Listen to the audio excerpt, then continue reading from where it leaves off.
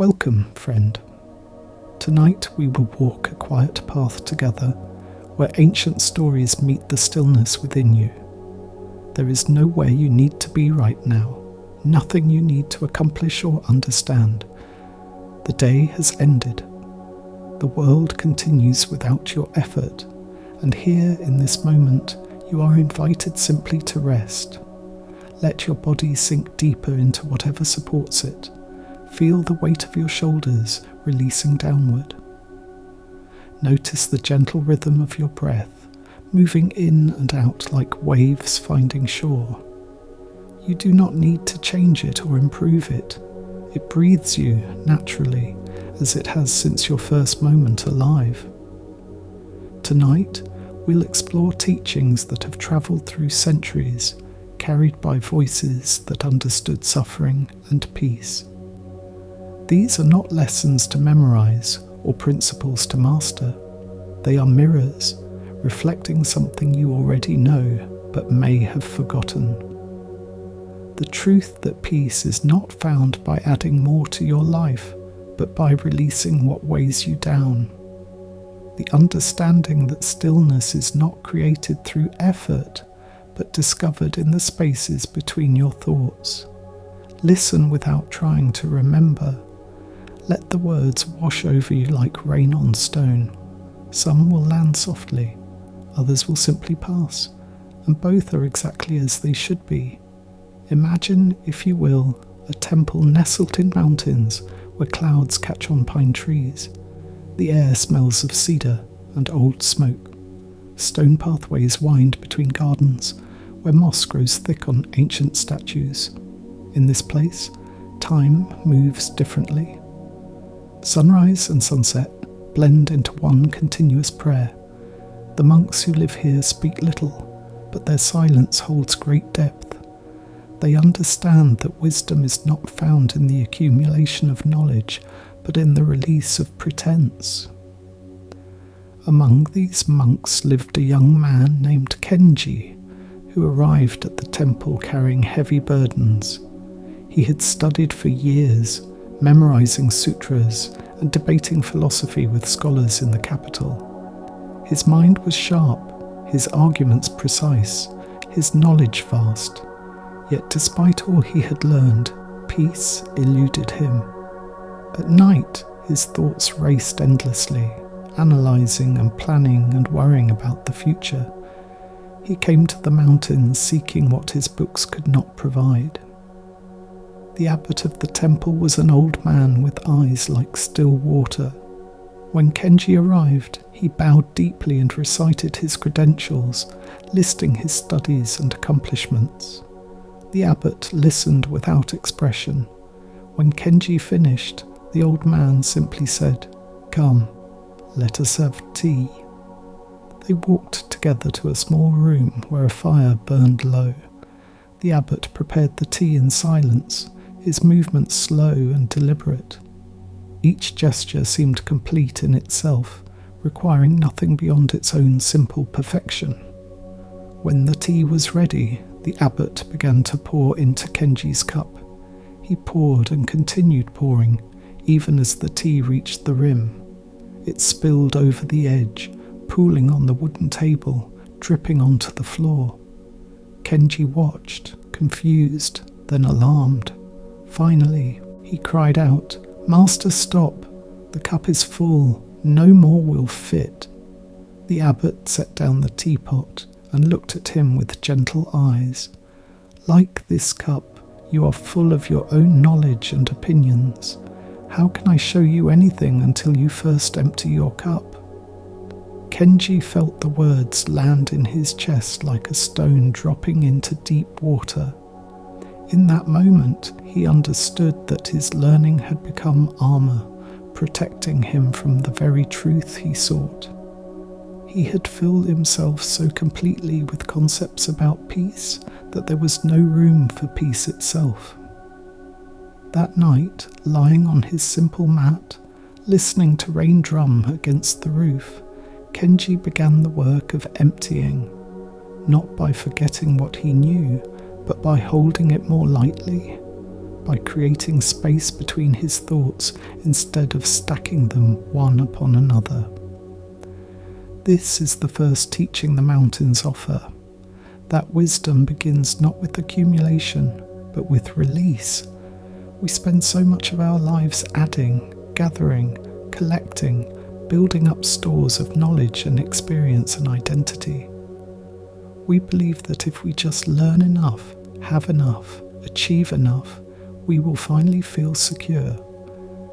But security is not found in fullness. It lives in emptiness, in the spaciousness that allows new understanding to enter, in the quiet between heartbeats where truth whispers softly. Where in your own life are you holding too tightly to what you know? What would it feel like to set down the burden of being right, of having answers, of maintaining your carefully constructed self? Notice how even this question creates tension. The mind wants to solve it, to figure out the correct response.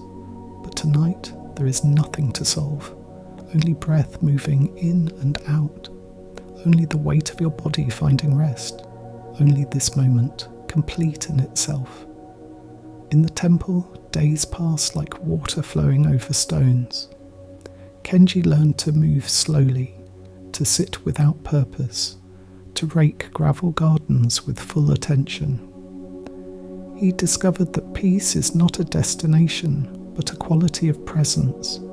It arises not from the absence of difficulty, but from the way we meet each moment without resistance. One afternoon, while sweeping fallen leaves from the temple steps, he watched a spider weaving its web between two branches. The web was intricate, perfect, hours of patient work. Then a sudden gust of wind tore it completely apart. The spider paused, dangling from a single thread. Kenji held his breath, expecting the creature to flee or freeze. Instead, after a few moments, the spider simply began again. Thread by thread, the web took shape once more. No frustration, no dwelling on what was lost, just the immediate task of building. Kenji swept his leaves, and something in him softened. He had spent years clinging to his ideas like treasures, afraid of being proven wrong. But here was a spider, teaching impermanence with elegant simplicity. That evening, the abbot found him sitting by the koi pond, watching orange fish glide through dark water. "Master," Kenji said, "I saw the spider rebuild her web after the wind destroyed it. She did not hesitate or mourn. How do we learn such acceptance?" The old man lowered himself onto the bench beside him. His voice was soft as distant bells. "The spider knows her nature. She is a weaver. Wind comes, wind goes, but she remains herself. We suffer because we forget our nature and identify with what can be destroyed." Kenji listened, feeling the words settle like seeds in fertile soil. "What is our nature then?" he asked. The abbot smiled, a rare expression that transformed his weathered face. That which watches the spider and asks the question. That which remains when thoughts come and go like clouds. The sky does not mourn the passing storm. It simply is. This is your nature also. Pure awareness, untouched by the weather of experience. They sat together in silence as the evening darkened into night. Gradually, the sounds of the temple emerged, crickets singing in the grass, the distant ring of a meditation bell, the shuffle of monks moving toward their evening meal. Each sound arose, persisted for a moment, then faded back into silence. Nothing was permanent, everything flowed, and yet the awareness that witnessed this flow remained constant, unchanging, like the pond's still depths beneath the surface ripples. This is the second teaching the mountains offer, that impermanence is not the enemy, but the nature of existence itself. Everything that arises must pass, every joy, every sorrow, Every triumph and tragedy is temporary. When we resist this truth, we suffer. We cling to pleasant experiences, trying to freeze them in time. We push away difficult moments, believing they should not be. But the spider understands what we forget. That building and rebuilding is the work of living. That destruction and creation are not opposites, but partners in an endless dance. Feel your breath now, moving through this truth. Each inhalation is birth. Each exhalation is death. And you do neither, do you? The breath breathes itself. You are simply the space in which it happens, the awareness that witnesses but does not control. Notice how this understanding brings relief. You do not have to hold everything together. You never could. Life lives itself through you, and your only task is to stop interfering with its natural flow. Weeks became months at the temple. Kenji's face grew brown from sun. His hands developed calluses from garden work. His mind, once racing with concepts, began to settle like silt in standing water.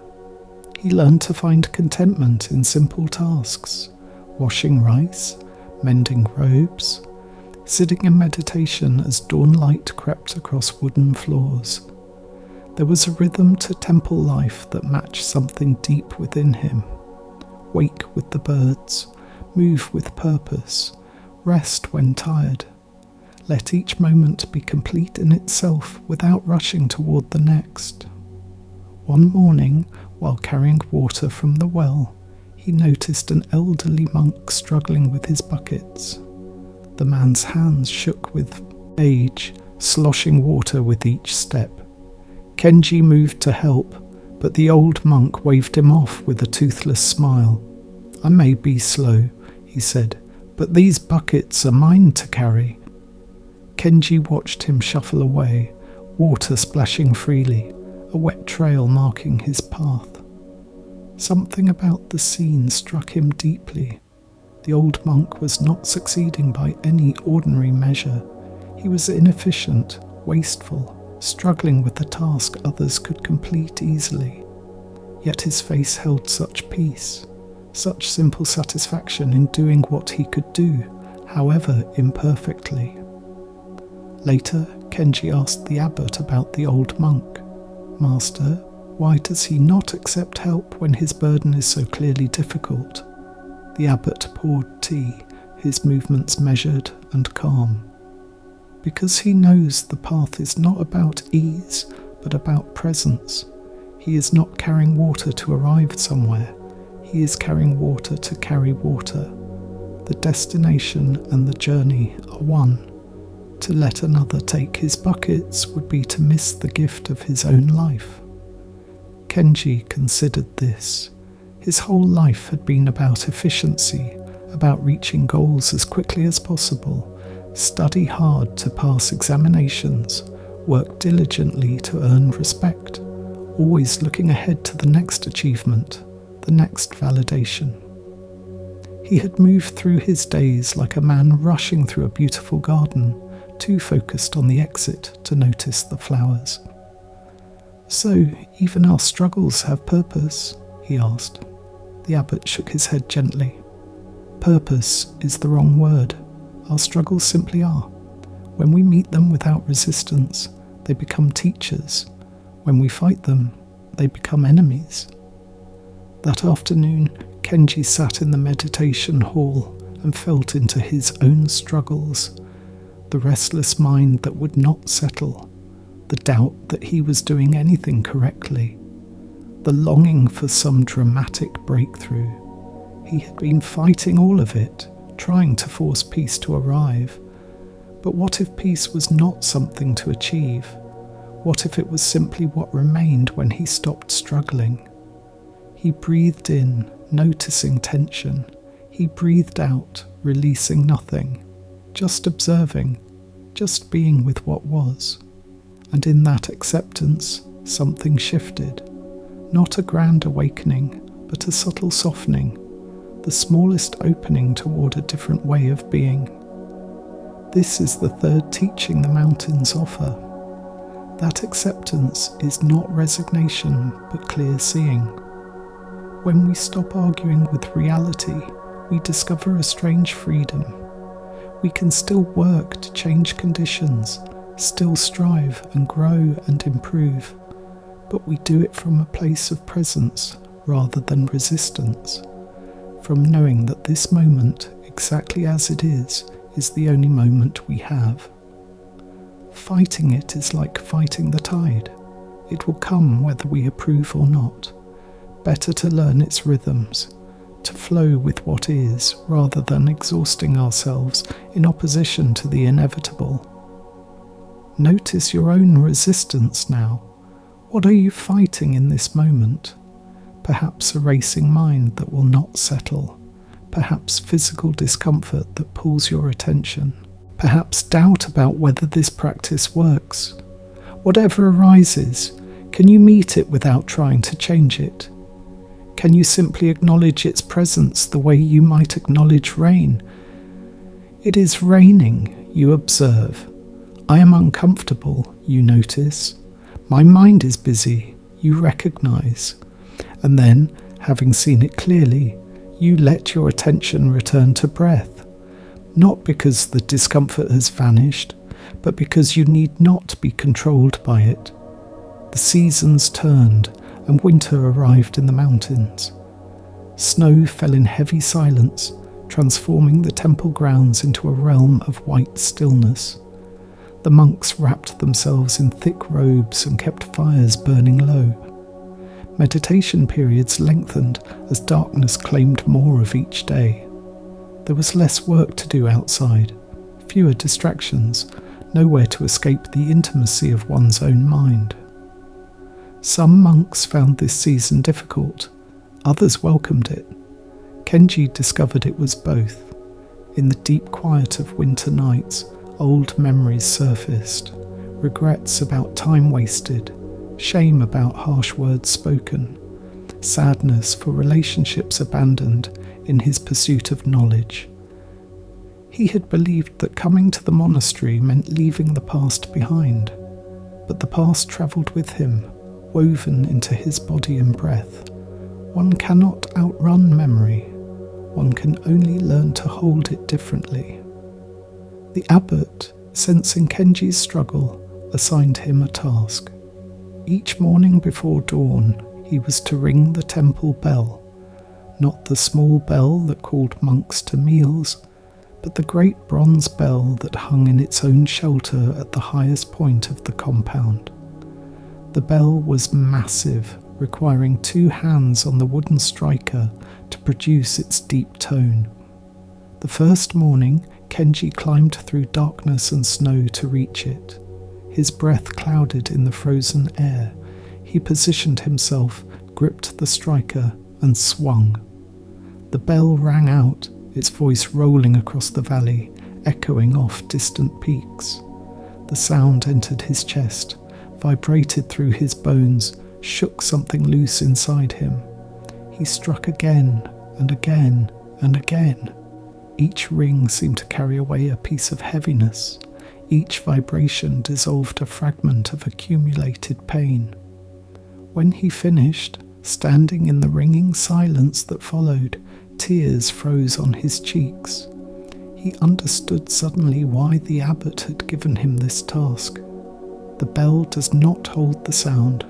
It releases it, sends it out into the world, lets it go completely.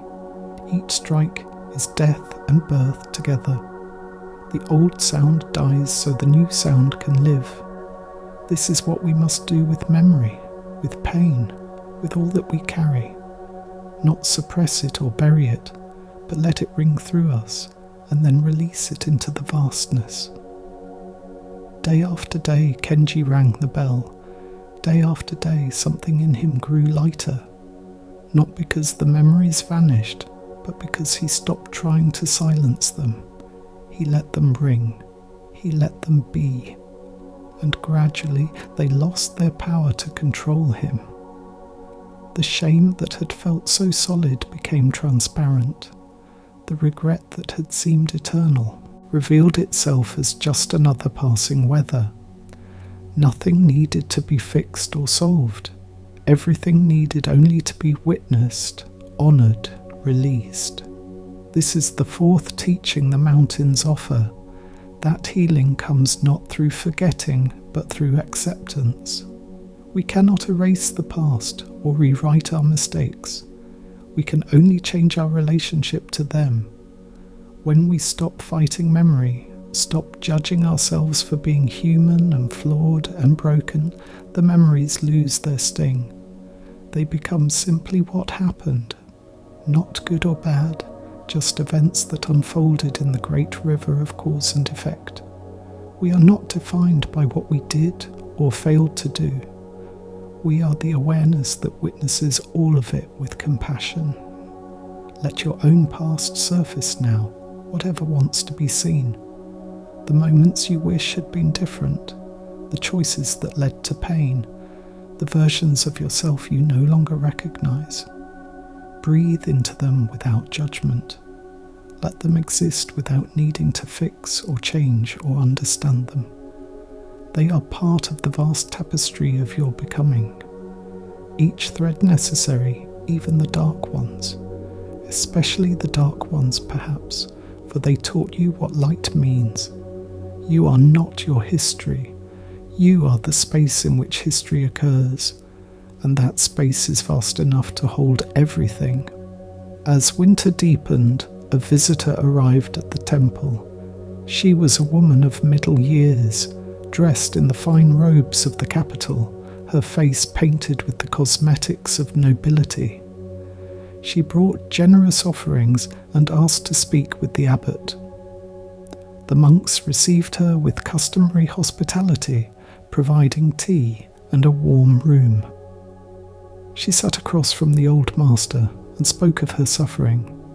Her husband had died. Her children had grown and left. Her wealth felt meaningless. Everything she had built her life around had proven temporary. She wanted to know the secret of peace.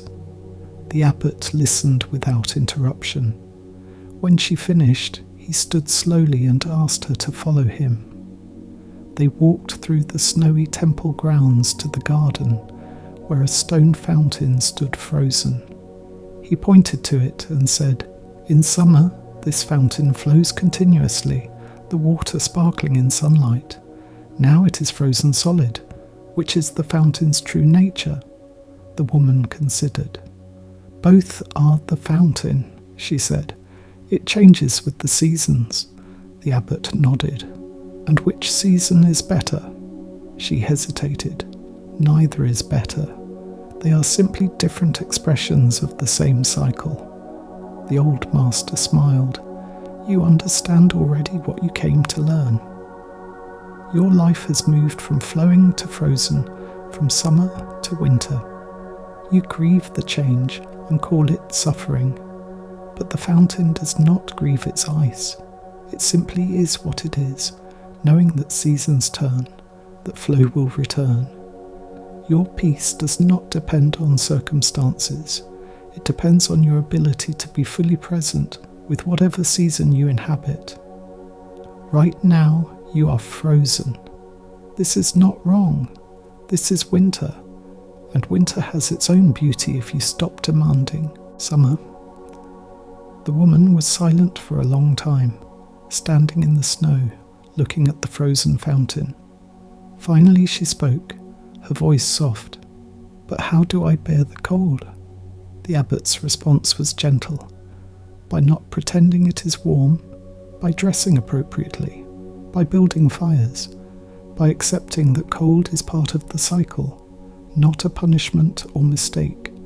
You bear it by remembering that ice is just water in a different form. The water has not vanished, it has only transformed, and it will transform again. This is the fifth teaching the mountains offer, that suffering comes largely from our resistance to life's natural cycles.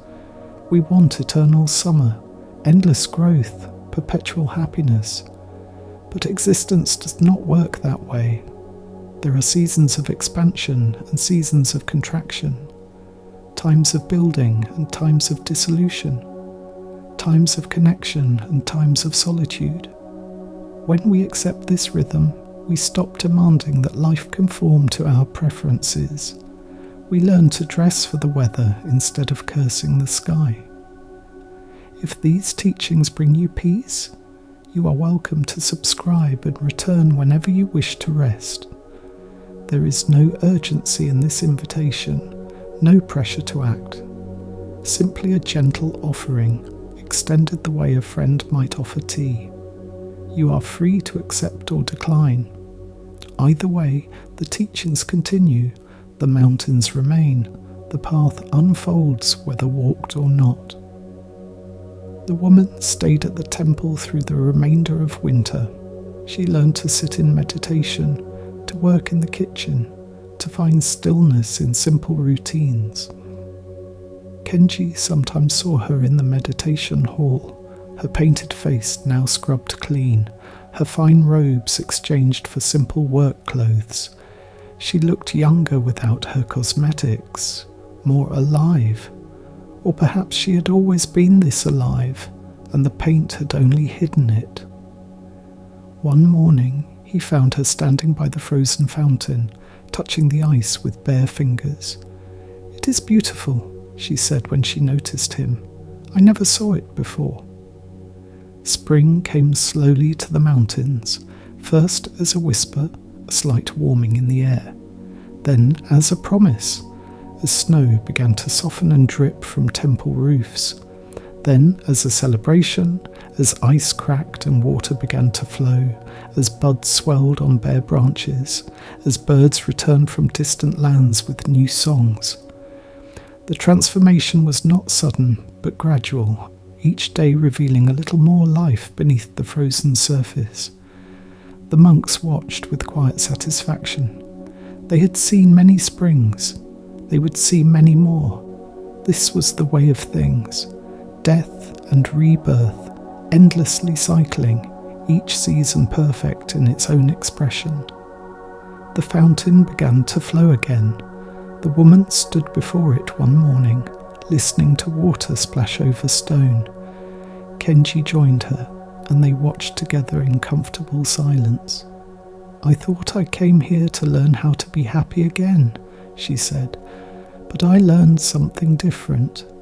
I learned that happiness and sadness are both just water, sometimes flowing, sometimes frozen. The fountain itself remains. It does not need to be happy. It only needs to be itself." Kenji nodded.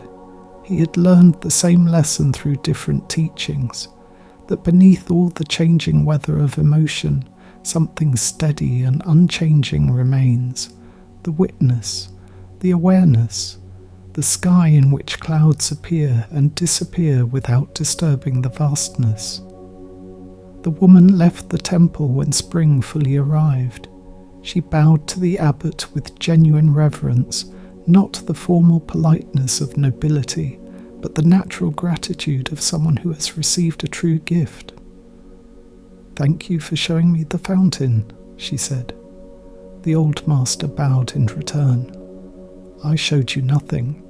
You saw it yourself. I only pointed." She smiled and began her journey down the mountain, her step lighter than when she had climbed. The monks returned to their routines. Nothing had changed, yet everything had changed. This is how transformation works, quietly, gradually, like ice melting into water. This is the sixth teaching the mountains offer.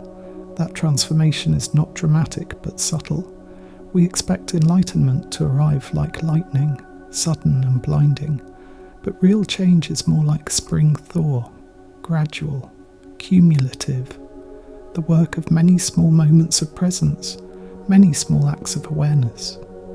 One day you notice that something heavy has lifted without your noticing its departure. One day you respond to difficulty with ease instead of panic. One day you find yourself content for no particular reason, and you realize you have been transformed, not through effort, but through patient attention. Notice this in your own experience, how healing does not arrive all at once, but seeps in like water through stone. How understanding deepens over time through repeated encounter with the same lessons. How peace becomes more accessible, not because you have mastered some technique, but because you have stopped fighting so hard. The transformation is already happening. It happens with each breath you take without forcing it, with each thought you observe without identifying with it, with each moment you allow to be exactly as it is. You are changing even now, lying here, listening, releasing. Kenji remained at the temple for many years. The young man who arrived carrying heavy burdens became a monk himself, taking vows of simplicity and service. His hair grew thin, his face weathered. His body moved with the deliberate ease of someone who has learned that rushing accomplishes nothing. He taught new students who arrived carrying their own burdens, their own full cups. He guided them gently toward the emptiness that paradoxically contains everything, and he continued his own practice, knowing that awakening is not a destination, but an ongoing process of letting go. One summer evening, he sat with the abbot on the bench by the koi pond.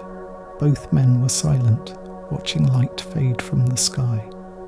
The old master was very old now, his movements slow, his breath shallow.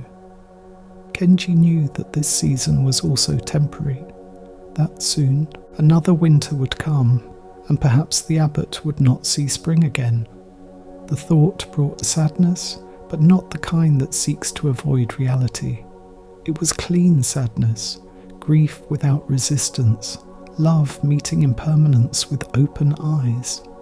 "Master," Kenji said softly, "when you are gone, how will I know if I am teaching correctly?" The abbot was quiet for so long that Kenji thought he had fallen asleep. Then his voice came, thin but clear. "If your students learn to love their questions more than your answers, you are teaching correctly. If they discover that peace is not found but uncovered, you are teaching correctly. If they understand that the teacher is only a finger pointing at the moon, not the moon itself, you are teaching correctly. Teach them to empty their cups. Teach them to embrace winter. Teach them that they are already everything they seek. Then get out of their way." Those were the last words the abbot spoke to Kenji. That night, in his sleep, the old master died. His passing was as gentle as his living, a simple exhale that did not return. The monks found him in the morning, his face peaceful, his body growing cold.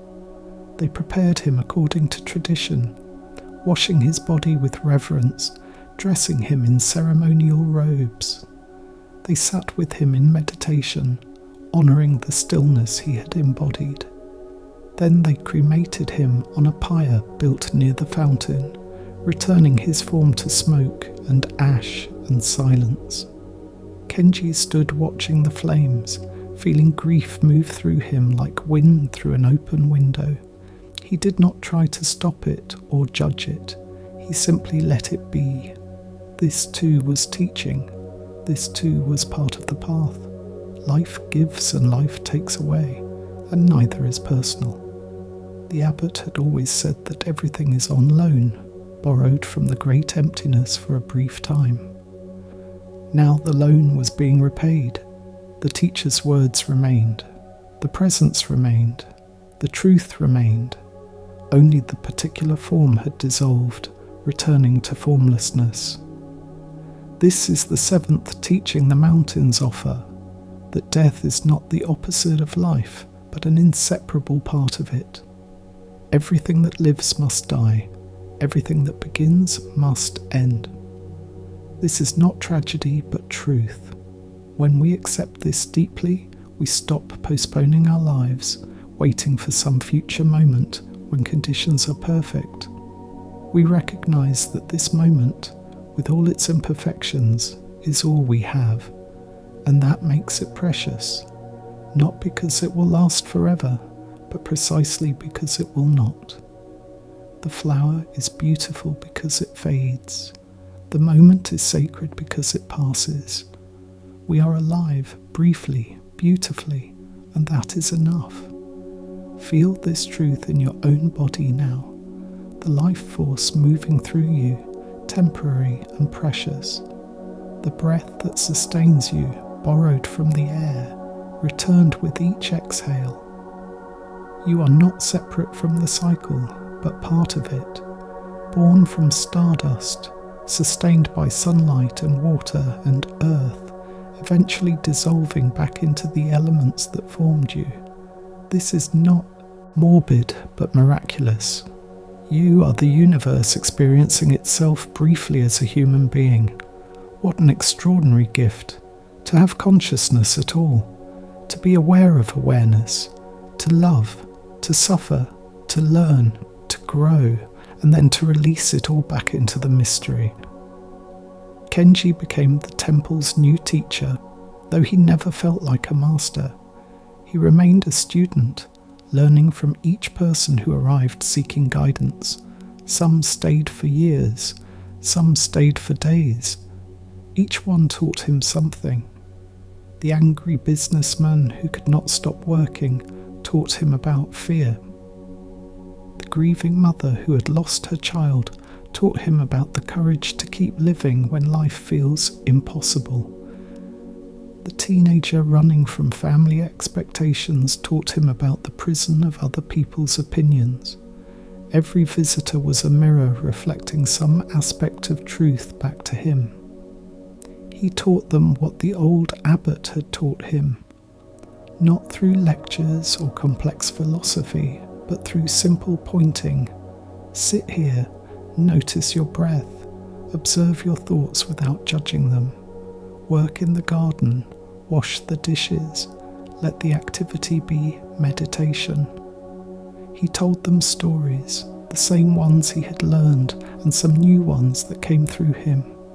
He pointed to spiders and fountains and bells and seasons. He showed them that wisdom is not hidden in ancient texts, but everywhere, in everything, waiting to be recognized. One autumn, a young woman arrived at the temple. Her name was May, and she carried a different kind of burden than most visitors. She was not running from something, but towards something. She had been a painter in the capital, successful and celebrated. But success had become a cage. The more people praised her work, the more she feared disappointing them. The more she tried to recreate the magic of her best paintings, the more forced and lifeless her work became. She came to the mountains to rediscover the freedom she had once felt before she knew she was talented. Kenji recognized her struggle immediately. He had carried similar weight, the burden of accomplishment that becomes heavier than any failure. He gave her simple robes and asked her not to paint during her first month at the temple. Just live, he told her. Sweep floors, carry water, sit in meditation. Let your hands rest from trying to create beauty. Let your mind rest from judgment. She was reluctant, but agreed. The first weeks were torture for her. Her hands itched for brushes. Her mind spun with images she wanted to capture. But gradually, as she settled into the rhythm of temple life, something began to shift. She noticed beauty differently when she was not trying to capture it. The way morning light moved across the wooden floor, the pattern of frost on winter vegetables, the sound of a broom moving across stone. Everything was perfect exactly as it was, requiring no improvement, no preservation. She began to understand that her paintings had never created beauty, but only pointed to beauty that already existed. And in Yichibuo, trying so hard to make beautiful things, she had stopped seeing the beauty all around her. When the month ended, Kenji found her in the garden and told her she could paint again if she wished. She looked at him with clear eyes. "I do not need to anymore," she said. "Or rather, I do not need to in the same way. When I paint now, it will not be to prove something or preserve something or show something to others. It will be because the brush wants to move and the paper is there, like breathing, like walking, just because." Kenji smiled. "Then you have learned what you came to learn. Now paint if you wish, or do not paint. Either way, you are free."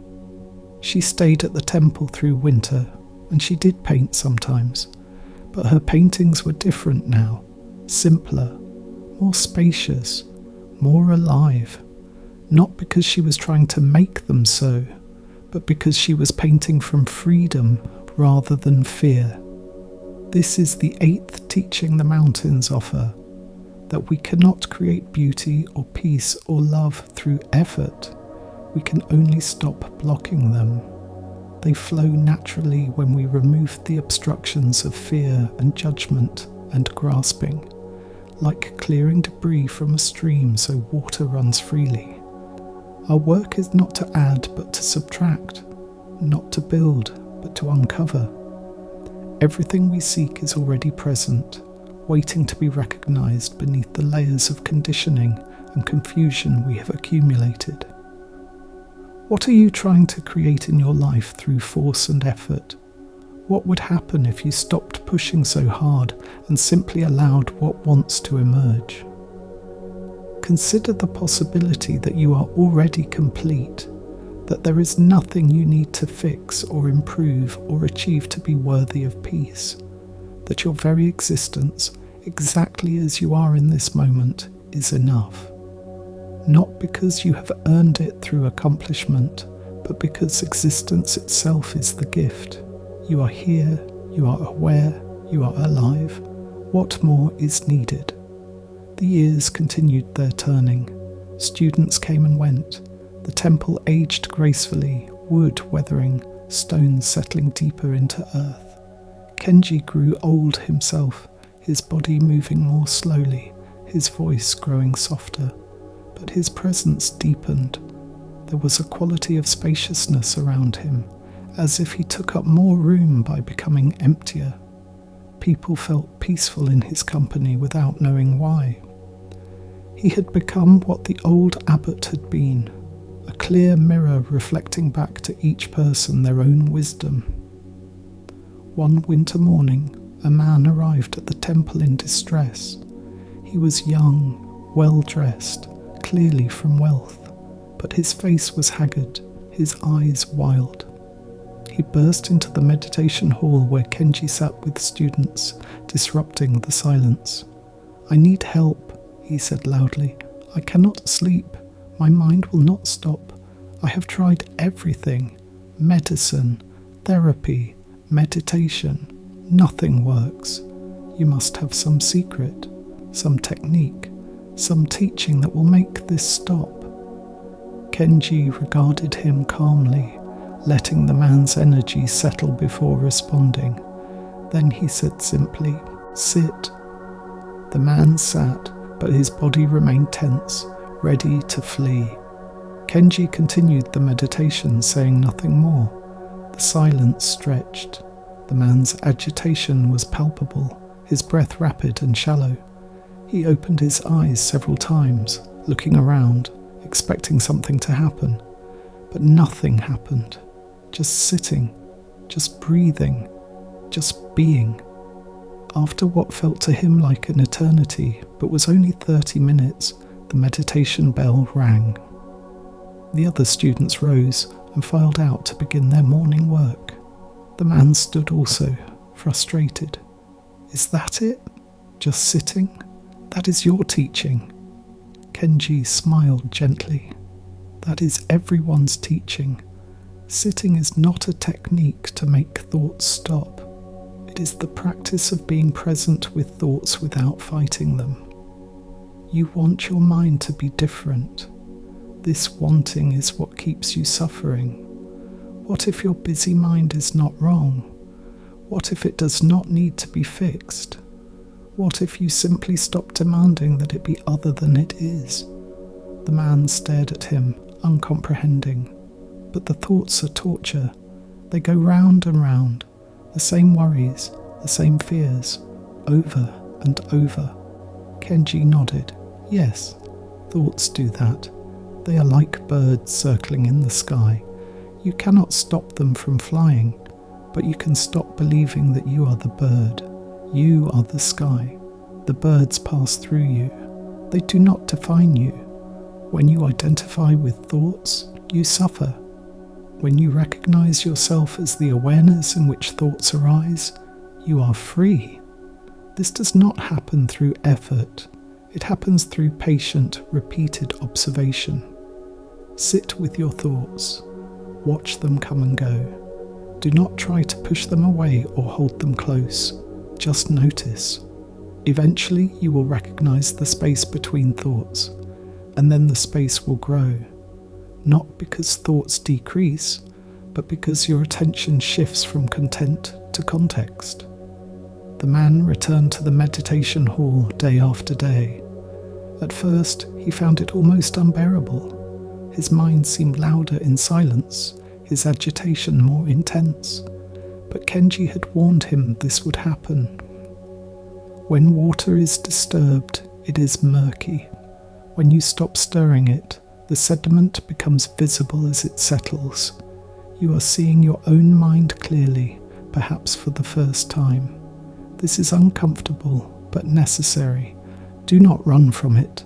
Stay, breathe, watch. Slowly, over weeks, the man began to understand. His thoughts did not decrease, but his identification with them loosened. He learned to observe his anxiety without becoming it.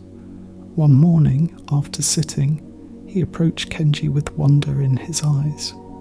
"Something happened," he said. "I was watching thoughts and suddenly there was a gap. Just for a second, no thought at all. And in that gap I do not know how to describe it. Peace? But not the peace of solving problems. The peace of simply being alive." Kenji's eyes crinkled with quiet joy. "That is your true nature. It was always there. You just could not see it while you were fighting so hard to get somewhere else. Now you know the gap exists. Visit it often. It will grow." This is the 9th teaching the mountains offer. That peace is not achieved, but revealed. It is not the result of successful mind control, but the natural state that emerges when we stop interfering with what is. Your thoughts will continue. Your emotions will continue. The weather of your inner experience will continue to change. This is not the problem. The problem is believing that this weather is you. You are not the storm. You are not the calm. You are not the thought or the feeling or the sensation. You are the witnessing presence in which all of this occurs. Rest in this understanding now. Notice that even as you lie here, thoughts arise and pass. Sensations come and go. Sounds emerge from silence and return to silence. And through all of it, something remains. Something that watches without judgment. Something that is aware of awareness itself. This is your deepest nature, not the small self with its preferences and fears and endless stories, but the vast self, the boundless awareness that is your true identity. It cannot be harmed or improved. It simply is, always has been, always will be. As Kenji aged, he found himself thinking often of the old abbot who had taught him. He understood now why the teacher had used such simple methods: a cup of overflowing tea, a frozen fountain, simple truths pointing to infinite reality. He tried to teach in the same way, trusting that wisdom cannot be transferred but only recognized. Each person must discover truth for themselves. The teacher's role is not to explain, but to create conditions in which understanding can dawn naturally. One spring, he felt his body beginning to fail, not dramatically, but unmistakably, a tiredness that did not lift with rest, a loosening of his connection to physical form. He knew, without fear or resistance, that his time was shortening. He called together his students and told them simply, "My body is preparing to leave. I do not know when, but soon. Do not grieve for me. I am not going anywhere. The water returns to the ocean from which it came. Form dissolves into formlessness. This is natural. This is right. What I want you to understand is that death is not the end, but a transformation. What is aware in me is the same awareness that is aware in you. We have never been separate. We will never be separate." The students received this news with sadness, but also with gratitude. They had learned from him that clinging to what must change only creates suffering. They increased their practice, cherishing the time remaining. May, the painter who had stayed on to become a teacher herself, spent long hours sitting with him. They rarely spoke. Words felt unnecessary. They had discovered that the deepest communication happens in silence, presence, meeting presence, without the barrier of language. One evening, as they sat by the koi pond watching the last light fade, Kenji spoke. "Do you remember when you first came here? How desperately you wanted to paint?" May smiled. "I remember. I thought my painting was my identity. If I could not paint, who was I?" Kenji nodded. "And now?" She considered. "Now I see that I am not the painter or the painting. I am not the accomplishments or the failures. I am what remains when all of that falls away. The witness, the presence, the space in which experience occurs." Kenji's eyes shone in the dimming light. "Then my work is complete. You have discovered what cannot be taught.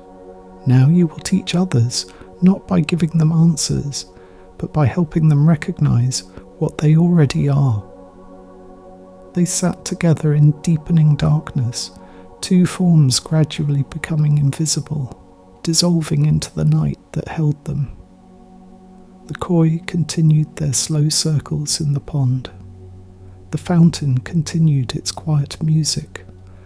Life continued its ancient dance of appearance and disappearance, and awareness, the eternal witness, remained unchanged. This is the 10th teaching the mountains offer, that everything is interconnected, the teacher and student, the self and other, the individual and the universe. These distinctions are useful for navigation, but ultimately illusory. At the deepest level, there is only one consciousness experiencing itself through infinite forms. When you hurt another, you hurt yourself. When you help another, you help yourself. Not metaphorically, but actually, because there is no separation except in the story the mind tells. Feel this interconnection now. The air you breathe was in someone else's lungs an hour ago. The atoms in your body were forged in ancient stars. The water that comprises most of your physical form has cycled through countless beings. You are not a separate thing, but a temporary pattern in the great flow, a wave that believes itself distinct from the ocean. But if you sink beneath the surface drama, you discover you are the ocean itself. You always were. You could not be otherwise. Kenji died as the abbot had, quietly in sleep, his face peaceful. The monks found him in the morning, clearly gone, yet somehow still present. They prepared his body and cremated him as they had his teacher. May stood watching the smoke rise, feeling grief and gratitude tangled together. She had lost her teacher, but had she? His words lived in her, his presence had changed her. The truth he pointed to was not his, but universal. Nothing was truly lost. Form had changed. The essence remained. She became the temple's new teacher, though she felt unworthy.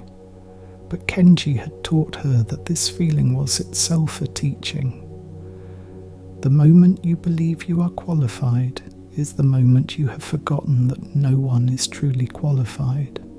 We are all students together, learning from each other, from nature, from existence itself. She taught as she had been taught, with simplicity and patience. She pointed to spiders and fountains. She told the old stories and new ones. She held space for suffering to be seen and released. The temple continued. Students came and went. The seasons cycled endlessly. Each spring arrived like a promise kept. Each autumn brought harvest and letting go. Each winter taught the beauty of dormancy. Each summer celebrated the fullness of life. And through it all, the practice remained the same. Sit, breathe, observe, accept, let go. Simple instructions pointing to the truth that is always present, but easily overlooked in the rush and noise of modern life. This is the 11th teaching the mountains offer. That truth is simple but not easy. The path is clear but not quick. Understanding comes not through complexity, but through patient return to basics. Breath, presence, acceptance. These are not preparatory practices for some future enlightenment. They are enlightenment itself, happening now, in this breath, in this moment. When you think you need to achieve something, remember the spider who simply weaves because that is her nature. When you feel you must become different, remember the fountain that is perfect in both its flowing and frozen states. You are already whole. You have always been whole. The work is only to recognize this. Let this recognition settle into your bones now, not as an intellectual concept, but as a felt truth. You are not broken. You never were. The idea that something is wrong with you, that you need to be fixed or improved or transformed before you can be at peace, is the fundamental illusion. Peace is not the result of successful self-improvement. It is what you are beneath all the stories about who you should be. Stop trying so hard. Stop reaching for the next thing. Stop believing that fulfillment lives somewhere other than here. This moment, with all its imperfections, is already complete. You are already home. You have never left. Years passed in the temple, and May grew old in her turn. Her hair went white, her face lined with time and weather. Her body moved with the deliberate grace of someone who has learned that speed is overrated. She trained her own successor, a young man named John, who had arrived at the temple running from a failed business and a broken marriage. He came seeking peace as Kenji once had, carrying his burdens like treasures he could not release. And like those before him, he slowly learned to empty his cup, to accept winter, to watch thoughts without identifying with them, to recognize his true nature beneath the accumulated layers of conditioning. The cycle continued. Teachers became students, became teachers, each generation receiving the same simple truths, rediscovering them through their own experience. The temple walls absorbed decades of meditation, centuries of seeking. The stones held the vibration of countless prayers. The garden paths were worn smooth by feet walking the same routes toward the same understanding. Nothing changed. Everything changed. The form evolved while the essence remained constant, like the fountain, always itself whether flowing or frozen. One evening, sitting with John, who would soon become the next teacher, May told him about Kenji and Kenji's teacher, and the lineage stretching back through time. We each think we are learning something new, she said, but we are only remembering what was always true. The work is not to acquire wisdom, but to remove the obstacles to recognizing wisdom that is already present. You think you are becoming enlightened, but you are only uncovering the light that was always shining. June listened, feeling the weight and lightness of responsibility settling on his shoulders. "How will I know if I am ready?" he asked. May laughed, a sound like water over stones. "You will never feel ready. Readiness is not a feeling, but a willingness to serve. When someone arrives seeking guidance, you do not turn them away because you feel unqualified. You sit with them. You share what you have learned. You point the way as best you can, and you trust that truth will teach through you. The teacher is never the source, but only the channel. This takes the pressure off. You do not have to be perfect. You only have to be present. This is the 12th teaching the mountains offer. That service is not something we do to help others, but something that naturally flows from understanding our interconnection. When you recognize yourself in every face, you cannot help but respond to suffering with compassion. When you see that your well-being and another's well-being are not separate, generosity becomes natural. This does not mean you never set boundaries or always say yes. It means your actions come from love rather than obligation, from wholeness rather than lack. You give not because you should, but because the boundaries between self and other have become transparent. Notice how this understanding shifts your relationship with the world. You are not separate from what you see. The homeless person on the street is you in different circumstances. The joyful child is you remembering innocence. The angry driver is you when life feels overwhelming. Every encounter is a meeting with yourself in disguise. How does this recognition change how you move through the world? What becomes possible when separation is revealed as illusion? Not that differences do not exist, but they are held within a greater unity. Like waves that appear distinct, but share the same ocean. As the decades accumulated, the temple became known for its simple wisdom. People came from far away seeking what they could not find in their busy lives. The monks received them all with the same gentle hospitality. They offered tea and simple food. They provided work and silence. They pointed to nature's teachings and let understanding unfold naturally. Some visitors stayed for years, some stayed for hours. It did not matter. Every moment of genuine presence plants a seed. The flowering may come immediately or decades later. Trust the process. Trust the seed. Trust that consciousness seeks to know itself, and that all paths, however winding, eventually lead home. One autumn, an old man arrived at the temple. He was wealthy, well-travelled, educated in many traditions. He had studied with famous teachers, attended prestigious retreats, read ancient texts in their original languages. Yet peace eluded him. He had techniques and practices and insights, but they remained intellectual, never quite landing in his heart. He came to the mountain as a last resort, hoping this unknown temple might offer what famous teachers could not. June, now the temple's teacher, received him in the meditation hall. The old man presented his credentials, his spiritual resume, his questions and doubts and frustrations. June listened patiently, letting the words exhaust themselves. When silence finally arrived, he said simply, "All your knowledge has become a fortress, keeping truth out. Can you not know for a while? Can you set down your expertise and be a beginner again?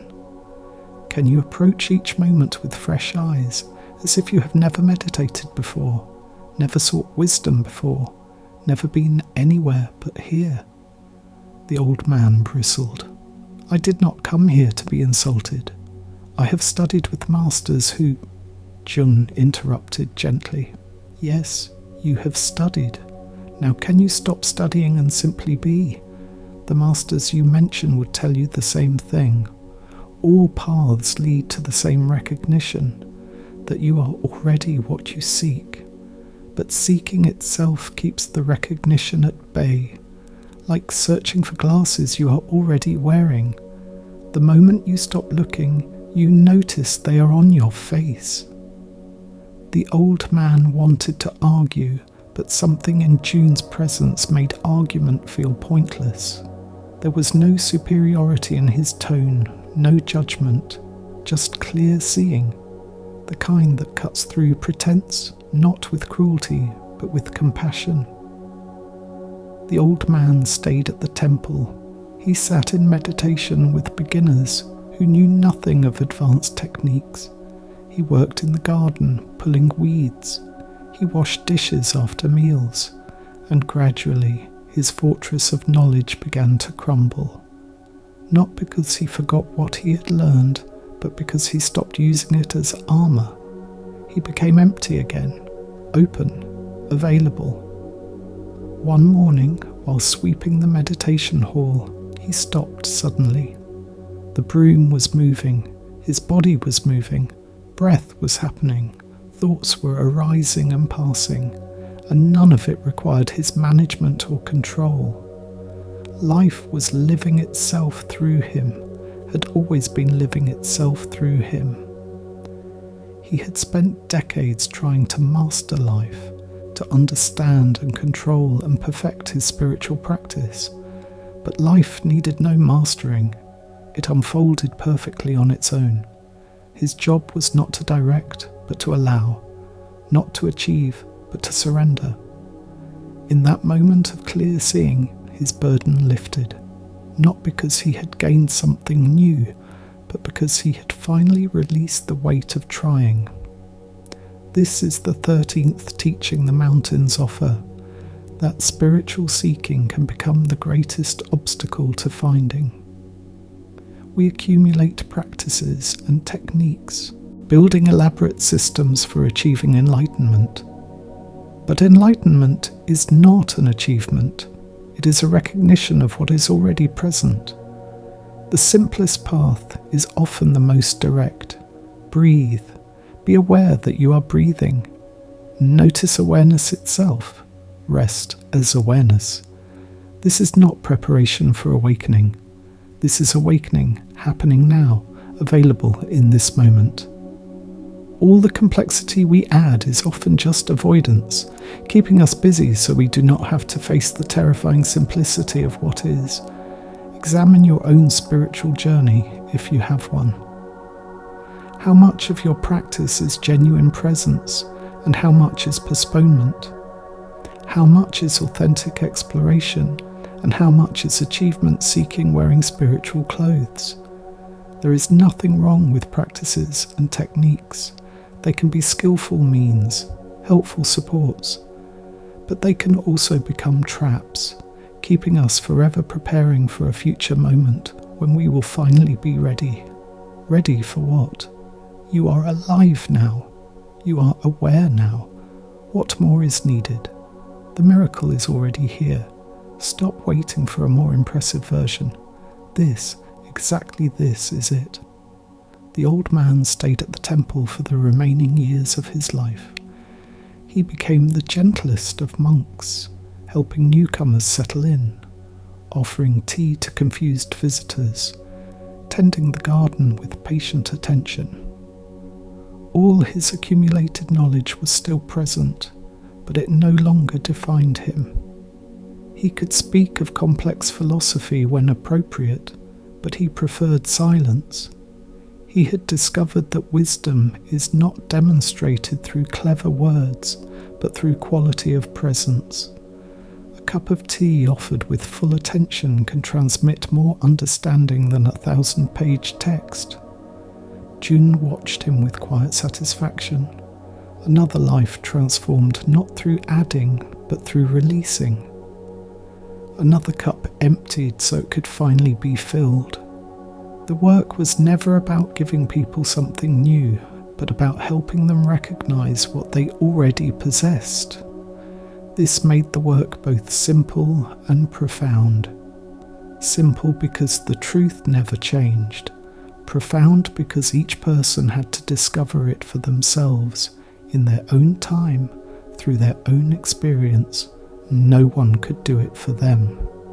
The teacher could only create conditions conducive to recognition. As John grew older himself, he reflected on the nature of this work. Teaching that was not teaching. Helping that was not fixing.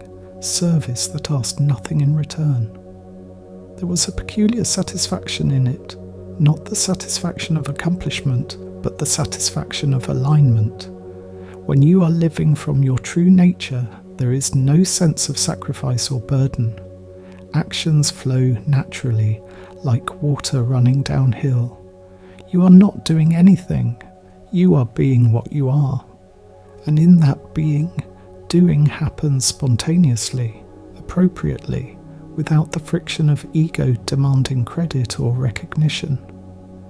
This is the 14th teaching the mountains offer, that ego is not the enemy, but a case of mistaken identity.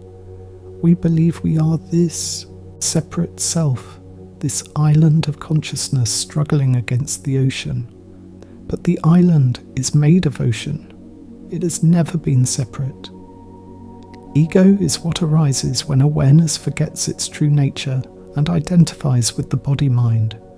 It is not wrong or sinful. It is simply confused, like a wave believing it is distinct from water. The wave cannot become water. It already is water. It need only recognize this. Then it stops fighting other waves, stops trying to prove itself, stops seeking validation. It simply rises and falls, expressing the nature of the ocean that is its true identity. Feel into this in your own experience. What is the I that you refer to when you say, I am tired, or I am anxious, or I am happy? Is it the body? But the body's cells are constantly dying and regenerating. Is it the thoughts? But thoughts come and go continuously. Is it the emotions? But feelings arise and pass like weather. So what is this I? When you look closely, you discover something strange. The I cannot be found as an object. It is not a thing but a perspective, a point of view. And even this perspective is not fixed, but fluid. Who you think you are has changed countless times through your life. Yet something has remained constant. The awareness that witnesses all these changes. This awareness is what you truly are. Not the content of consciousness, but consciousness itself. John taught this understanding to his students, but not through philosophy. He taught it through direct pointing. Right now, he would say, notice that you are aware. Do not think about it. Just notice the simple fact that awareness is present. Now notice that awareness is aware of itself. There is knowing, and there is knowing that you know. This reflexive awareness is your true nature. It is not something you achieve or create. It is what you are, have always been. The entire spiritual path is simply learning to rest as this awareness instead of identifying with the objects that appear within it. Some students grasped this immediately, others struggled for years. John learned not to judge based on speed of understanding. Everyone's journey was perfect for them. Quick awakening brought its own challenges. Slow awakening developed certain strengths. Either way, the destination was the same. Recognition of what is, acceptance of what is, rest in what is. These were not 3 stages, but 3 aspects of the same realization. When you recognize your true nature, acceptance becomes natural. When you accept what is, rest follows effortlessly, and from this rest, compassion flows like water from a spring. One winter, the temple received an unusual visitor. She was a young girl, perhaps 12 years old, who had run away from a difficult home situation. She arrived half frozen, hungry, afraid. The monks took her in without question, warming her by the fire, feeding her soup, asking nothing. She did not speak for the first 3 days, just accepting care with wide, watchful eyes. On the 4th day, as Jun brought her tea, she finally spoke. "Why are you helping me? You do not know me. I might be lying. I might steal from you. Why do you care?" Jun sat down beside her, moving slowly so as not to frighten her. "We help because that is our nature. A tree provides shade, not because individual people deserve it, but because providing shade is what trees do. We take care of those who arrive, because taking care is what we do. As for whether you might lie or steal, that is possible, but we will address that if it happens.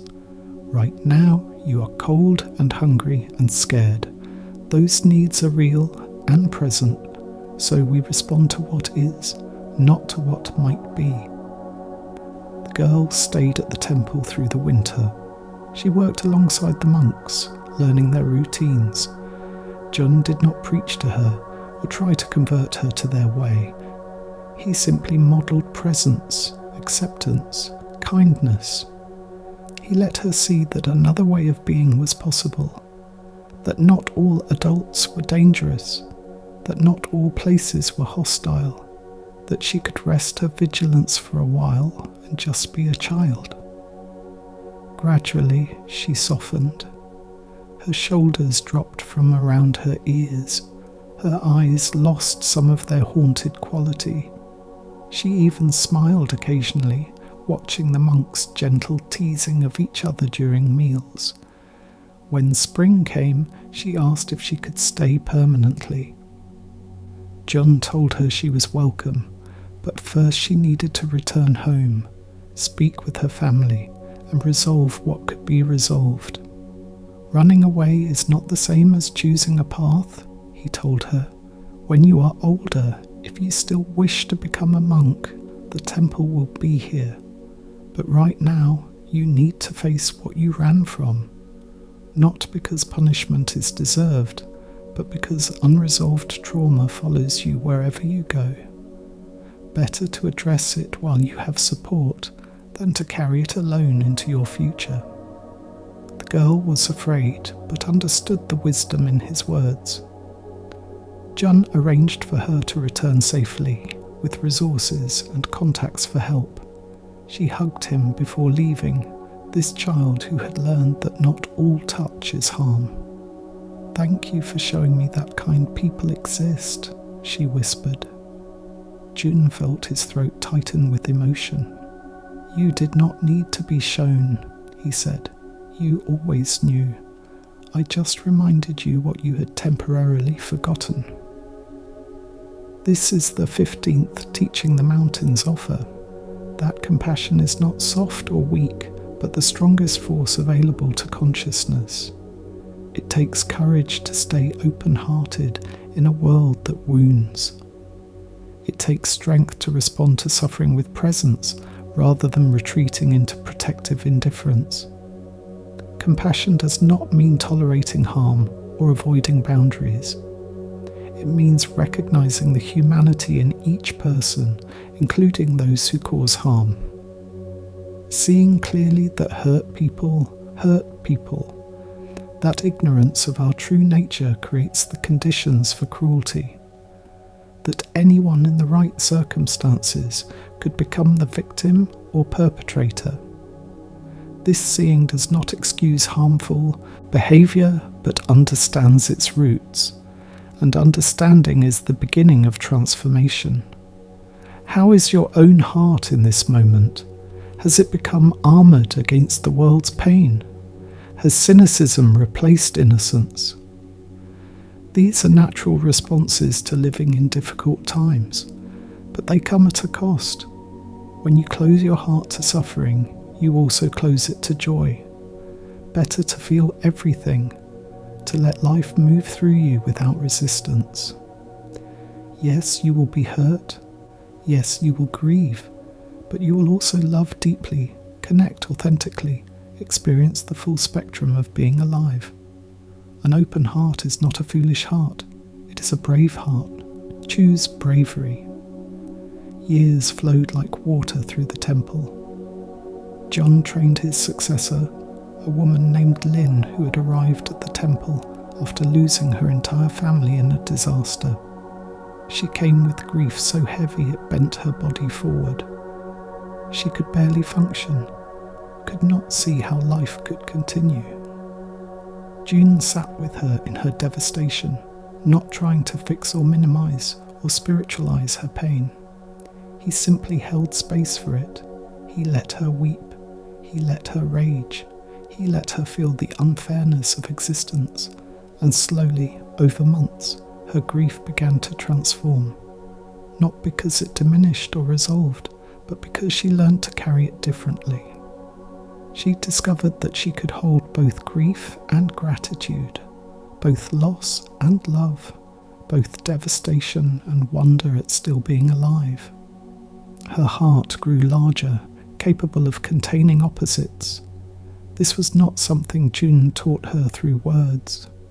It arose naturally from being witnessed in her pain without being pushed to heal prematurely. She learned that healing does not mean returning to who you were before trauma. It means integrating the experience, letting it change you, becoming someone new who carries both wound and wisdom.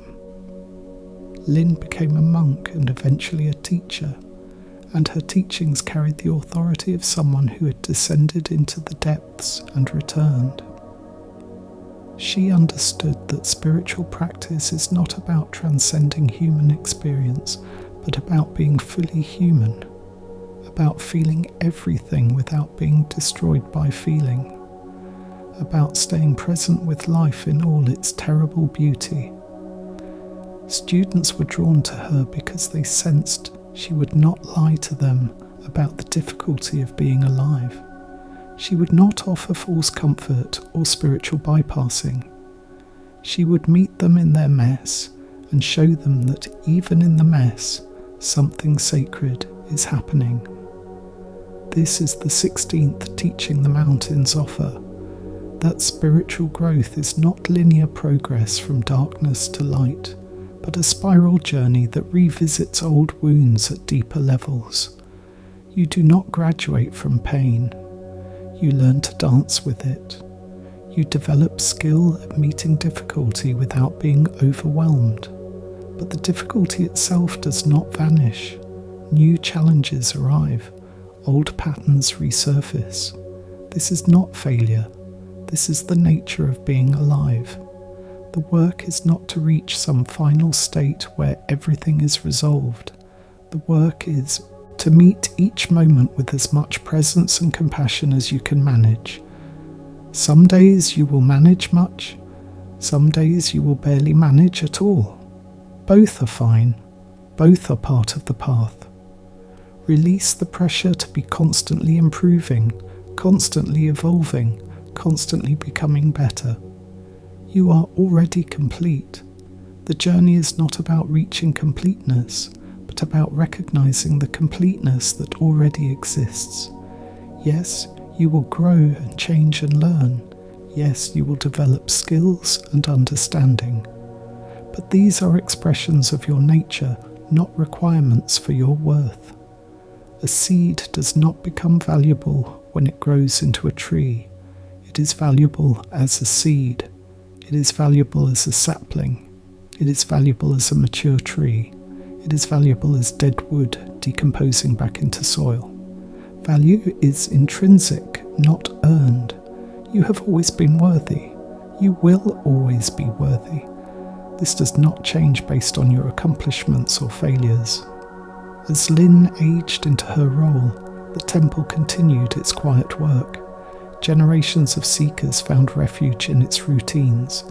The practice remained simple: sit, breathe, work, let go. The complexity was not in the method, but in the layers of resistance that had to dissolve. Each person arrived with their own fortress of protection, their own strategies for avoiding pain. The temple's function was to provide safety enough that these fortresses could gradually come down, to show that vulnerability is not weakness, but the pathway to authentic connection. One autumn evening, Lynn sat by the koi pond where so many teachers before her had sat. The water was still, reflecting the first stars. She thought about the lineage she was part of, stretching back through time to teachers whose names were forgotten, but whose wisdom remained. Each generation receiving and passing on the same simple truths, the chain unbroken despite wars and disasters and the constant change of the world. This filled her with a sense of peace that transcended her individual life. She was part of something larger. Her small contribution mattered not because it was extraordinary, but because it was part of the great river of awakening that had flowed for millennia. A young monk approached and asked permission to sit with her. She gestured to the bench, and they sat together in comfortable silence. After a while, the young monk spoke. "Teacher, I have been practicing for 5 years, and sometimes I feel I have made no progress at all. I still get angry. I still feel jealous.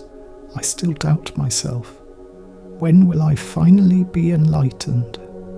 Lynn smiled in the darkness. "You will be enlightened when you stop believing there is a future moment when you will be enlightened. Enlightenment is not a special state you attain. It is the recognition that this moment, exactly as it is, including your anger and jealousy and doubt, is already the expression of awakened awareness." The young monk was quiet, processing this, but I thought the point was to transcend these difficult emotions, to rise above them. Lynn shook her head. Rising above is just another form of resistance. True freedom comes not from transcendence, but from inclusion. You welcome all of yourself. The anger teaches you about boundaries. The jealousy teaches you about your unmet needs. The doubt teaches you about your humanity. None of it is wrong. None of it needs to be fixed.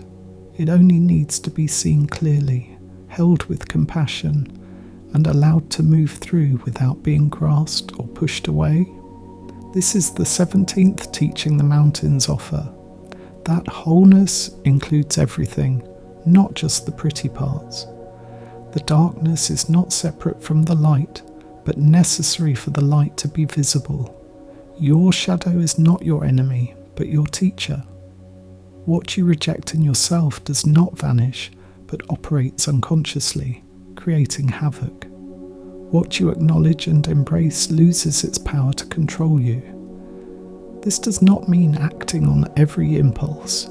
It means recognizing every impulse as a valid part of the human experience. You can feel rage without attacking.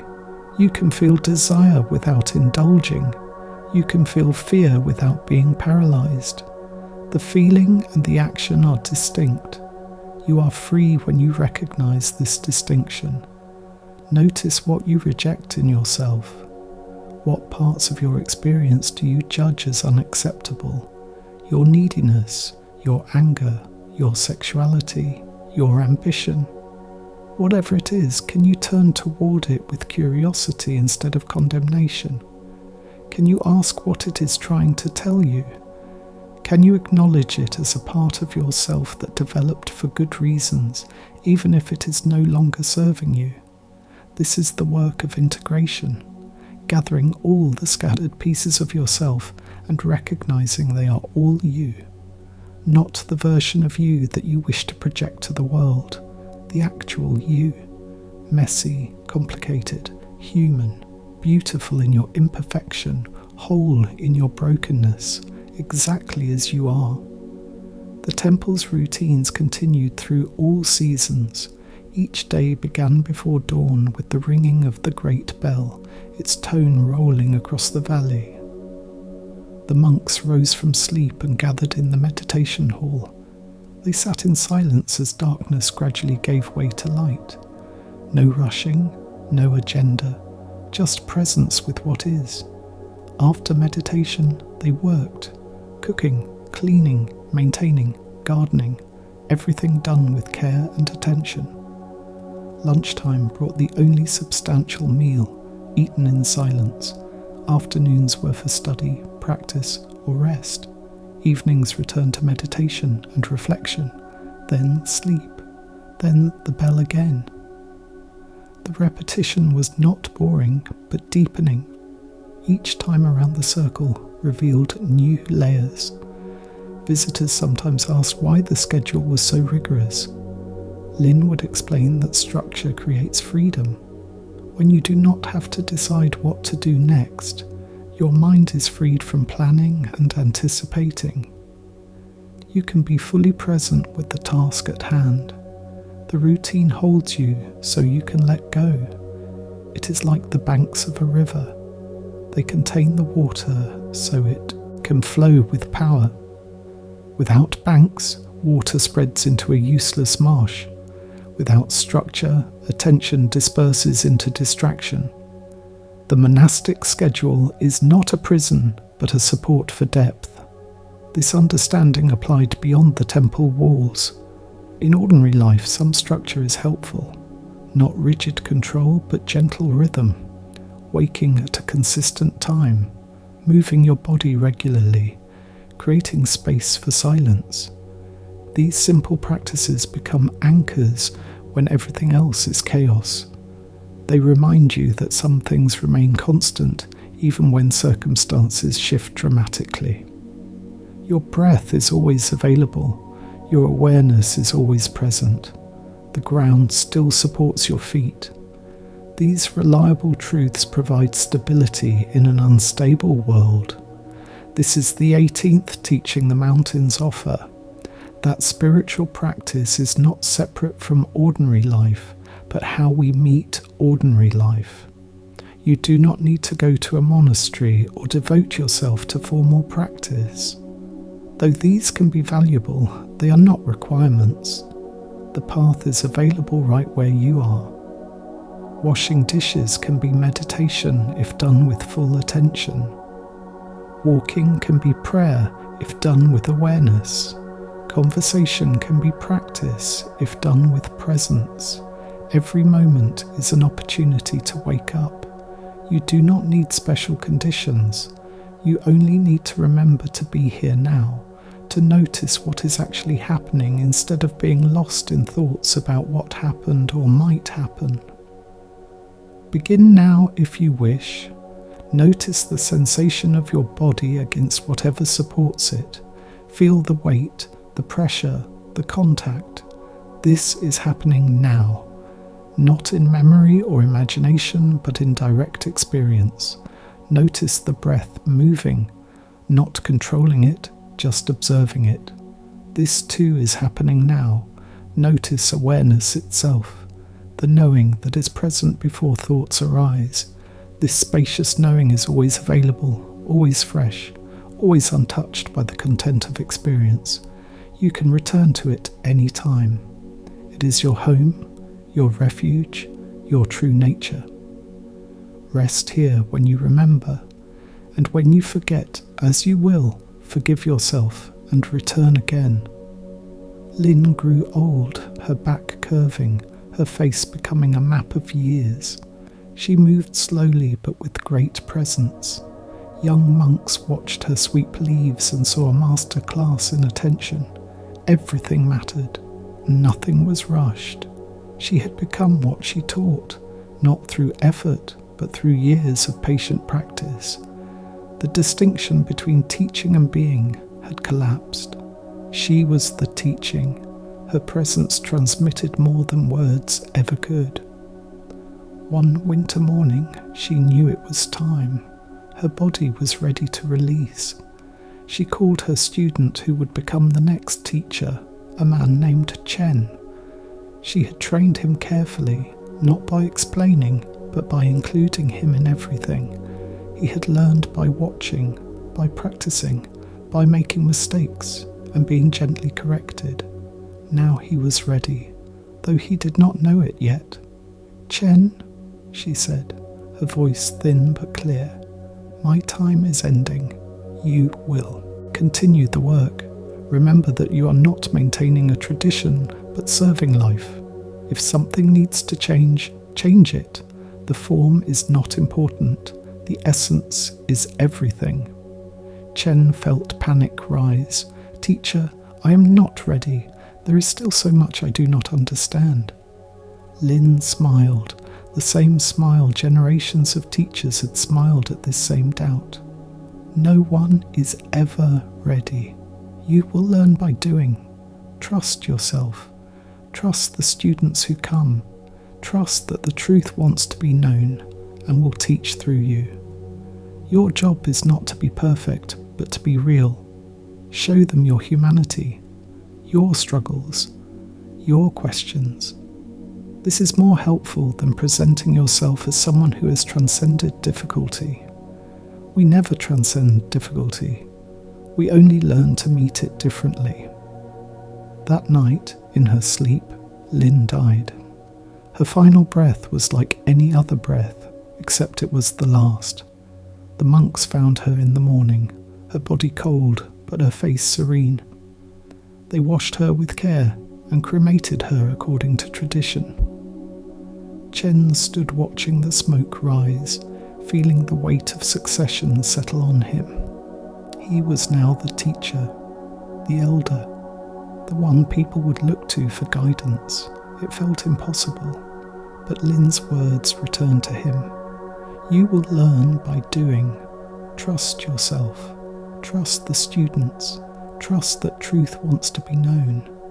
This is the 19th Teaching the Mountains offer, that we are all always both teacher and student. The roles are fluid, not fixed. Sometimes you have understanding to share. Sometimes you need to receive understanding. Sometimes both happen in the same moment.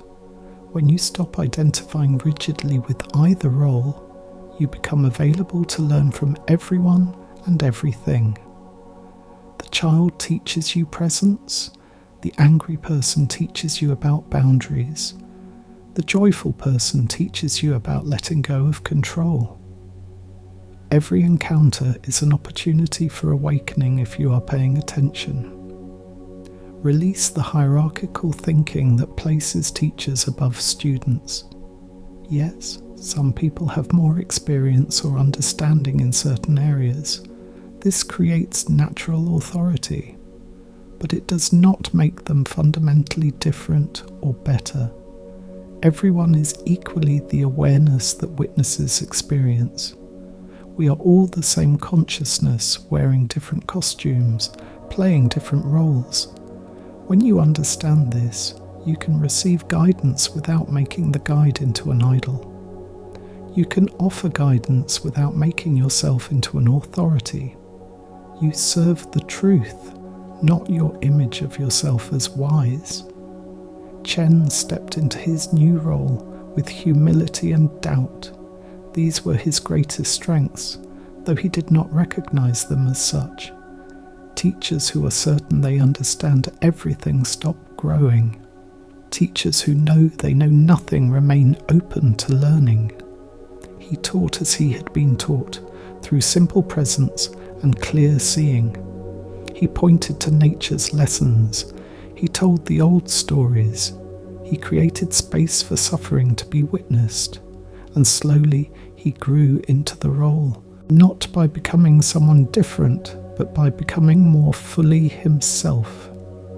The temple continued. Another generation of students came and went. The practice remained constant while the world outside accelerated into complexity. Technology advanced, politics shifted, the pace of change quickened. But in the mountains, time moved at the speed it always had. Seasons turned, bells rang, monks sat in meditation. The contrast between temple time and world time became more stark. This made the temple even more necessary. People arrived exhausted by speed, hungry for slowness. They came seeking permission to stop racing, to step off the treadmill, to remember what it felt like to be fully alive instead of merely productive. Chen welcomed them all. The successful business people who had achieved everything and felt empty. The young people overwhelmed by choices and possibilities. The elderly people confronting mortality. The middle-aged people wondering if this was all there was. Each arrived with their own version of suffering, and beneath all the different stories was the same core wound. The forgetting of true nature, the belief in separation, the identification with a small self that must struggle to survive in a hostile world. The teaching was always the same. Remember who you are, not the story but the storyteller, not the wave but the ocean, not the form but the awareness in which form appears. This is the 20th teaching the mountains offer, that all suffering is a case of mistaken identity. When you believe you are this body-mind, limited and vulnerable, suffering is inevitable. The body can be hurt, the mind can be confused, the emotions can be overwhelmed. But when you recognize yourself as the awareness in which body-mind emotions appear, suffering loses its grip. You still experience pain, you still feel emotion, but you are not destroyed by these experiences. They happen within you, like weather in the sky. The sky is not harmed by the storm. It remains vast and spacious and fundamentally untouched. This is not a philosophy to believe, but an experience to recognize. You cannot think your way to this understanding. You must experience it directly. Meditation helps because it trains you to notice the difference between the content of consciousness and consciousness itself, between the thoughts and the thinker, between the experiences and the experiencer. Gradually, your identity shifts, not as a belief but as a lived reality. You discover yourself to be the space in which everything happens, and this space is not empty or boring, but infinitely rich. It is love itself, awareness loving its own expressions, consciousness delighting in its own creativity. Chen taught this understanding to the best of his ability. Some students grasped it quickly, others struggled for years. A few had sudden breakthroughs, many had gradual, almost imperceptible shifts. He learned not to measure success by dramatic awakenings. The slow, steady transformation of a life, lived with slightly more presence, was just as valuable as sudden enlightenment. Perhaps more valuable because it was sustainable. Dramatic openings could be seductive, creating spiritual materialism and the seeking of ever more impressive experiences. Quiet practice created real change that integrated into daily life. One spring, a famous spiritual teacher came to visit the temple. She was renowned for her wisdom, travelled the world giving teachings, had written many books. Chen welcomed her with the same hospitality offered to all visitors. He did not treat her as special or seek her approval. They sat together having tea, two people who had devoted their lives to understanding truth. The famous teacher was surprised by Chen's ordinariness. She had expected something impressive, but here was just a man making tea, asking about her journey, speaking of small things. She realized this was itself the teaching, that awakening does not make you extraordinary, but more ordinary, more human, less invested in being special. Chen did not need to impress her. He had nothing to prove. He was simply himself, complete and uncomplicated. This was more powerful than any display of knowledge or ability. She saw that she had become too identified with her role as teacher, too attached to her reputation. The simplicity of the temple was a mirror showing her own complexity. She stayed for 3 days, sitting in meditation, working in silence, letting her importance dissolve. Before leaving, she thanked Chen for his teaching. He looked genuinely confused. "I taught you nothing," he said. "We drank tea and sat together. That is all." She smiled. "Exactly. You taught me that this is enough, that I am enough, that there is nothing to add to this moment. This is the teaching I have been giving to others for years, but had forgotten to live myself." Chen bowed. "Then we learned together. Thank you for reminding me that even teachers need reminding." This is the 21st teaching the mountains offer, that we are all walking each other home. No one has the complete answer. No one is fully enlightened. We are all doing our best to remember what we are and to help others remember. Sometimes we teach, sometimes we learn. Most of the time we are doing both simultaneously. Stay humble, stay curious, stay open to being surprised by wisdom showing up in unexpected forms.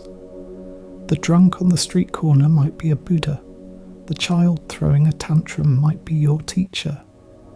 Everyone you meet is an aspect of your own consciousness, showing up to teach you something about yourself.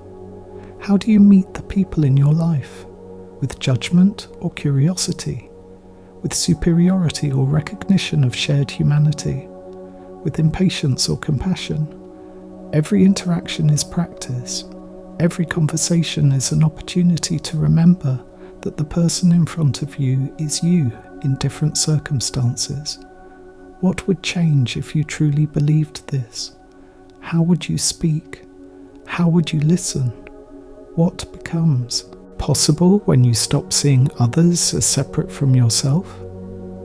Not that differences do not exist, but they are held within a greater unity, like different notes in the same symphony, each unique but contributing to the whole. The temple aged along with its inhabitants. The buildings required constant maintenance, roofs leaked, walls cracked, floors wore smooth from centuries of feet. But the monks did not mind. The temple was not a monument, but a living thing, growing old gracefully, teaching impermanence through its own weathering. Everything falls apart eventually. Fighting this is exhausting. Accepting it brings peace. You maintain what you can. You let go of what you cannot. You find beauty in the cracks and wear. You understand that decay is not failure, but transformation. The old makes way for the new. Energy cannot be created or destroyed, only changed in form. Chen grew old himself, training his own successor. The cycle continued, eternal and unremarkable.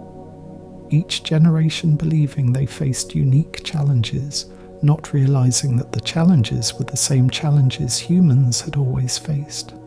How to live well, how to love fully, how to face death without terror, how to meet difficulty without being destroyed. The forms changed, the technology advanced, the political systems evolved, but the human heart remained the same, still seeking, still suffering, still capable of awakening to truth.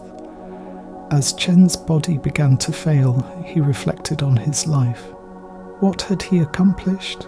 Not much by worldly standards. He had not written books or given famous teachings. He had simply served the temple, welcomed students, pointed to truth.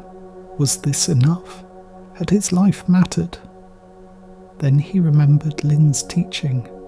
That value is intrinsic, not earned. His life mattered not because of what he accomplished, but because he had lived it, because he had been present more often than absent, because he had tried, however imperfectly, to reduce suffering in the small corner of the world where he existed. This was enough. This had always been enough. The night of his death, he sat in the meditation hall alone. The moon was full, its light streaming through the windows. He felt his body weakening, his breath growing shallow. There was no fear, no resistance, just observation. This is how it happens, he thought. One breath follows another until one breath does not come, and that is fine. That is how it should be.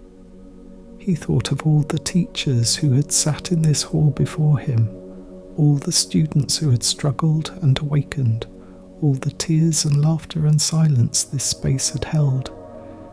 He felt connected to something vast, something that would continue long after his form dissolved.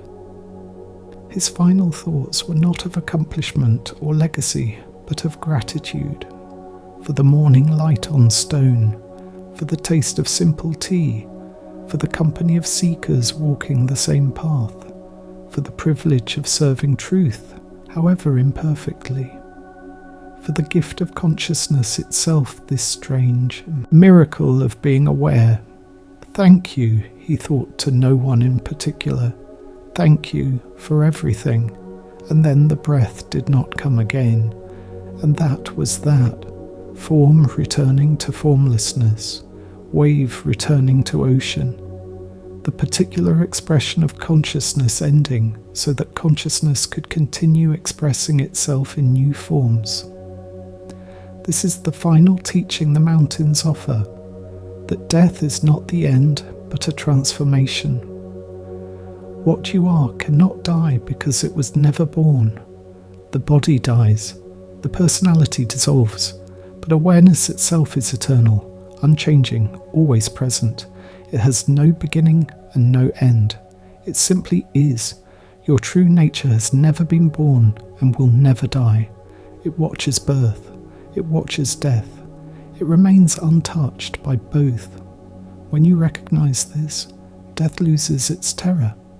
It becomes simply another event in consciousness, significant for the form, but meaningless to the formless. You relax into the great cycle, trusting that whatever comes next is exactly as it should be. Rest in this understanding now. Let your body release completely into whatever supports it. Let your breath move without your management. Let your thoughts arise and pass like clouds.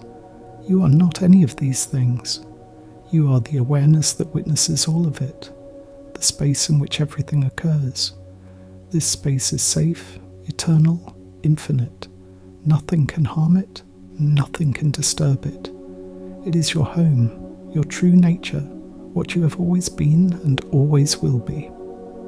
Rest here, be here, know yourself as this, not as belief, but as direct recognition. You are the light of consciousness itself, temporarily expressing as a human being, eventually returning to the source from which you emerged, only to emerge again in new forms, eternally creative, eternally at play. The mountains remain, the temple continues, new students arrive, new teachers emerge. The practice persists through all changes, simple and profound. Sit, breathe, notice, accept, release. These basic instructions have guided seekers for millennia. They will continue to guide seekers for millennia to come. Because truth does not change. Only our recognition of truth changes. Some days we see clearly. Some days we forget.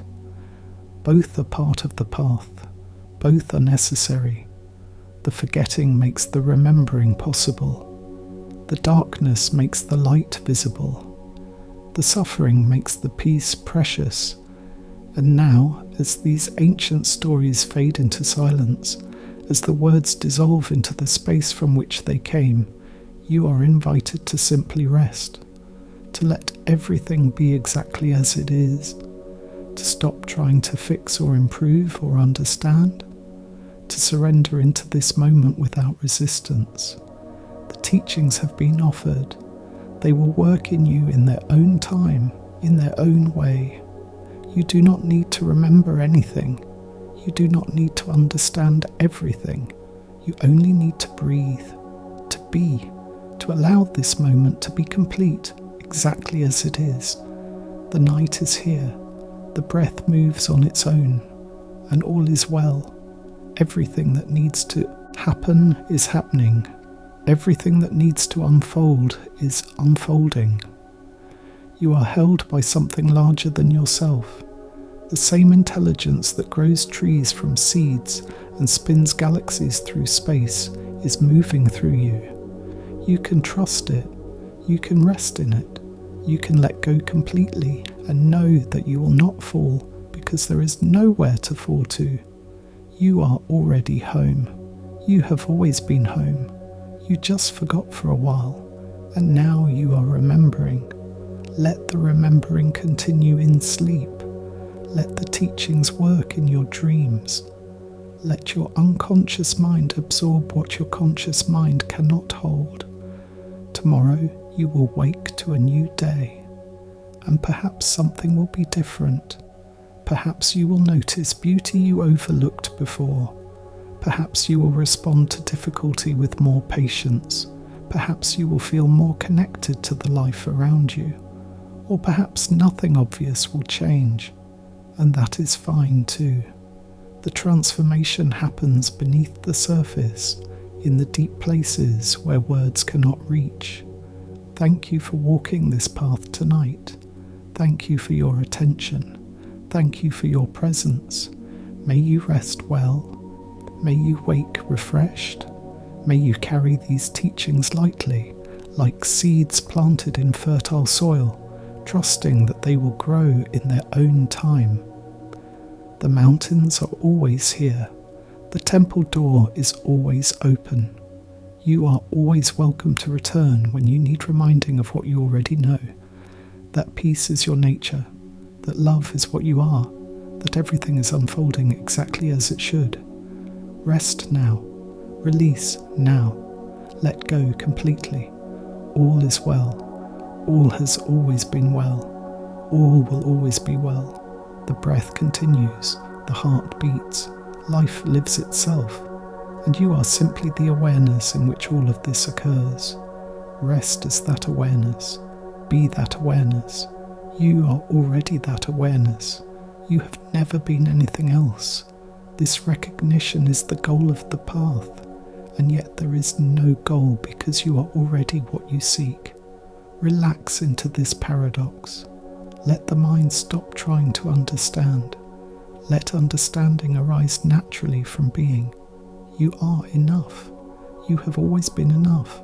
Nothing needs to be added. Nothing needs to be removed. You are complete exactly as you are. The candle burns low.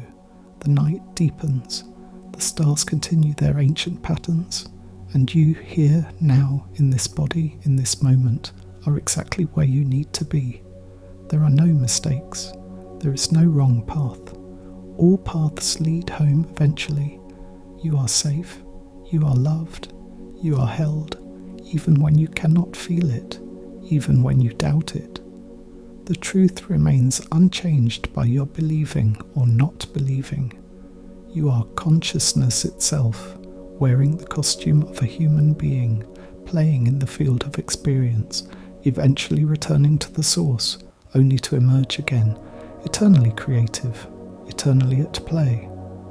Sleep now. Let these words fade. Let the voice disappear. Let only silence remain. The silence that was here before words began, the silence that will remain after. Words end, the silence that is your deepest truth. Rest in that silence, be that silence. Let everything else fall away. Only this, only now, only breath, only being, only the eternal present moment, unfolding perfectly, requiring nothing from you but your presence. And even your presence is not required. Even trying to be present is too much effort. Just let everything be. Just allow. Just rest. All is well.